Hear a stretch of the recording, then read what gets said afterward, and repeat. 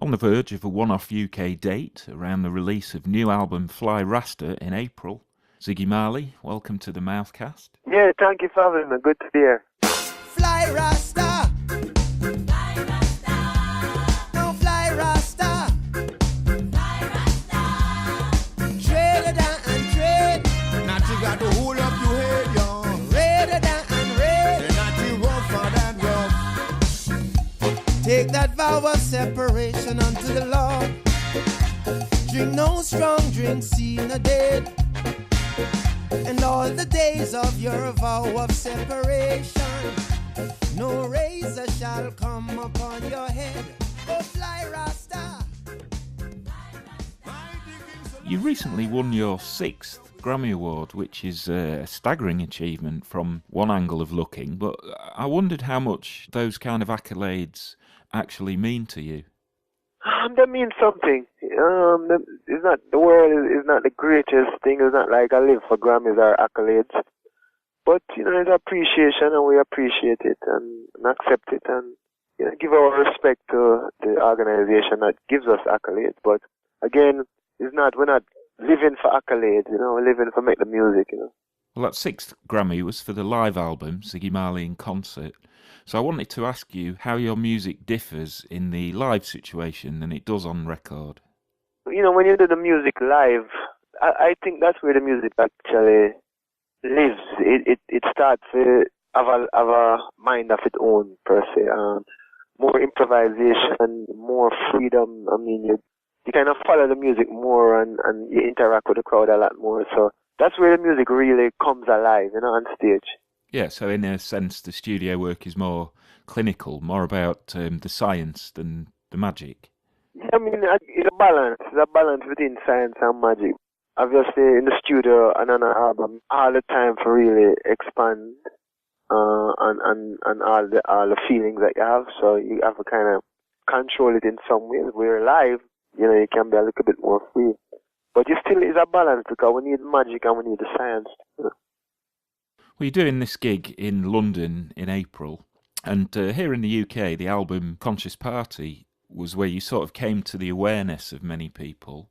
Amazingly, that was 25 years ago. Yeah. Do you look back on that record as a turning point? Yeah, in some way, but the funny thing is when it was happening, I never really realized what was happening. I was kind of naive to the whole music industry and the whole, what was good. I live in Jamaica. I lived in Jamaica. I was not part of the music circles outside of Jamaica myself, so I never really understood what was going on. But looking back now, I kind of say, oh man, that was what, if I'd known, if I was more aware of it, I would have probably taken more advantage of it. But yeah, it's cool. Hold on, hey, tomorrow people, where is your best? Tomorrow people, how long will you last?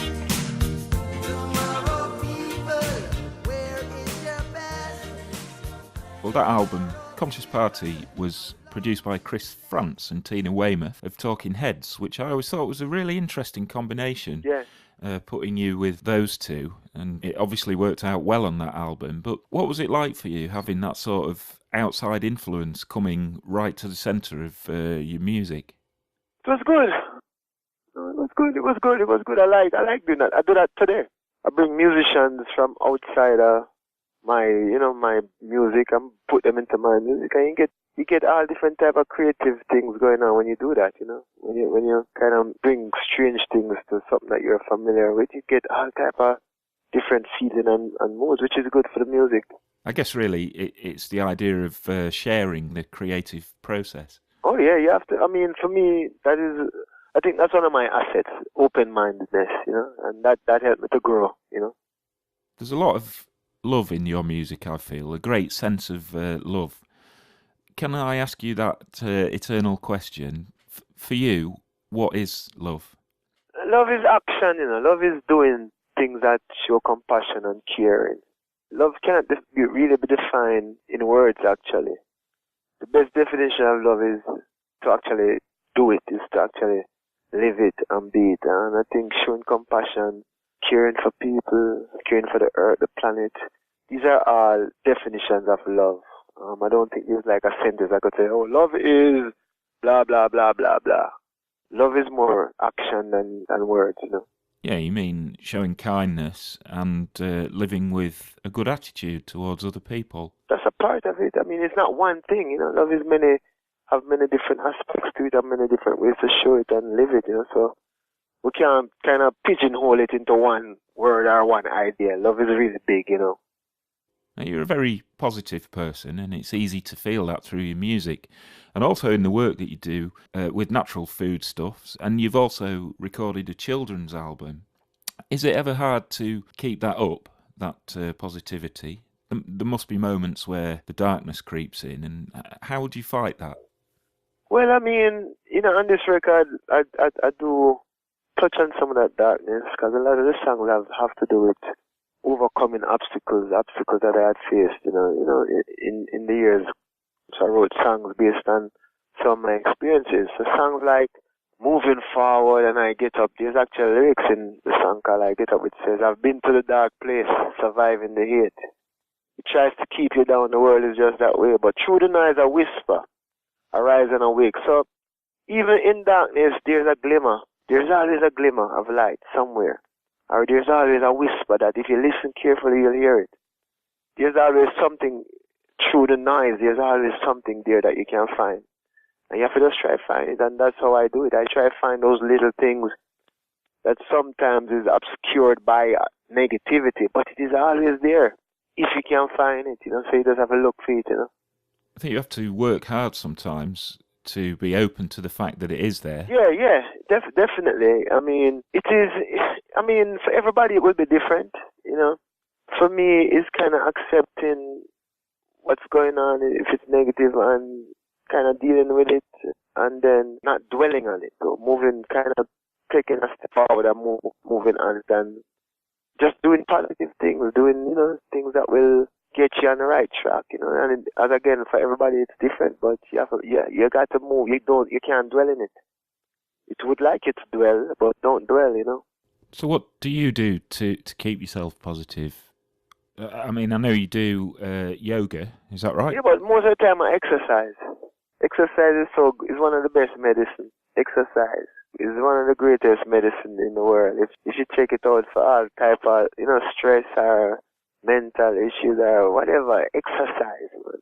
You know, it's one of the greatest things, you know. And you play football, yeah, football, running, box. I do everything. I really do everything, you know. Swimming, boxing. Coming out of the hardship that I was coming out of, I find that exercise helps both physical and mental, you know, and spiritual. So exercise is really the first medicine, you know. Activity, really, it's activity. It's not even like going to the gym. It's like just getting outside and walking and doing things, you know, being active body. I don't want to live on Mars. I don't want to drive space cars. I just want to be with you. Do the things we do. Don't wanna escape to the moon, even if the world went boom. I just wanna be with you and do the right things to you. You give me everything I need. You're my garden, you're my breeze. Let me get down and thank you, please. Hey, let me lay here for a while. Well, the new album, Fly Rasta, I've been listening to it this week, and I must admit, the opening track, I Don't Want to Live on Mars, took me by surprise, because the intro section is very different from what people might expect from a Ziggy Marley record. It's very heavy. So that got me thinking about what other forms of music might be really appealing for you at the moment. I love all type of music, but I like rock music, you know, rock. I like rock music. I like the freedom in rock music.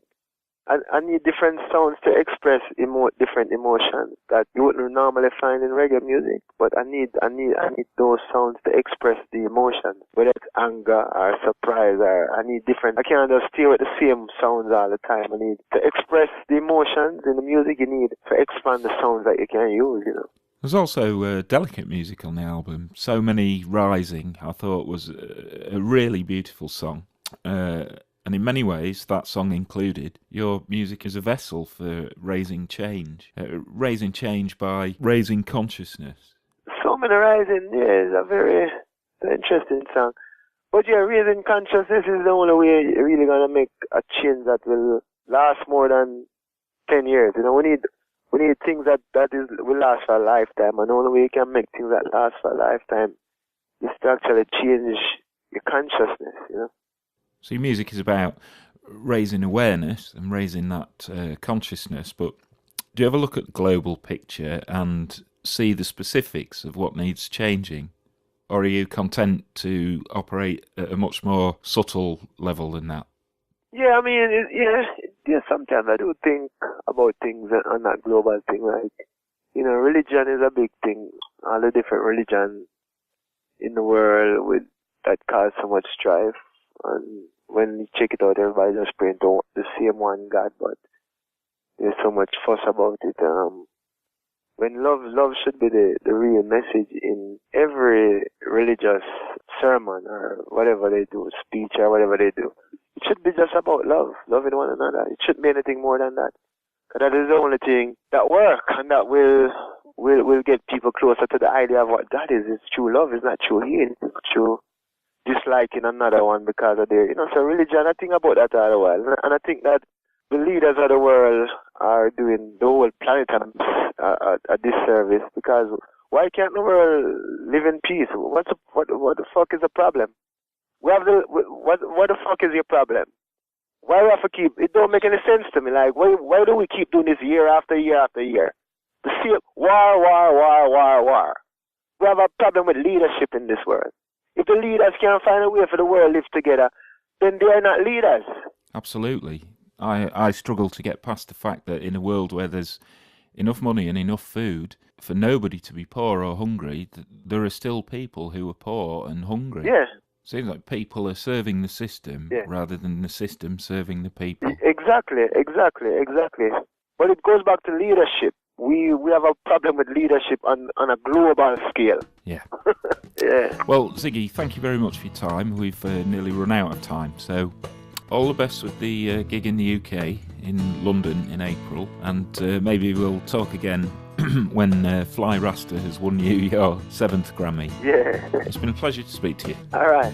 Thank you, man. Cool. Some will not remember, most will never know what life was like before the new world. Grass was clean, the air was pure, spies weren't standing inside your doors. Teardrops fall on my shoes. Is there no time to be amused? Or crying to be heard? I'm crying for the world. Society, my friend, so many choices, so many devices, so many voices. Many are confused, many are refused, so many abuse, so many rise.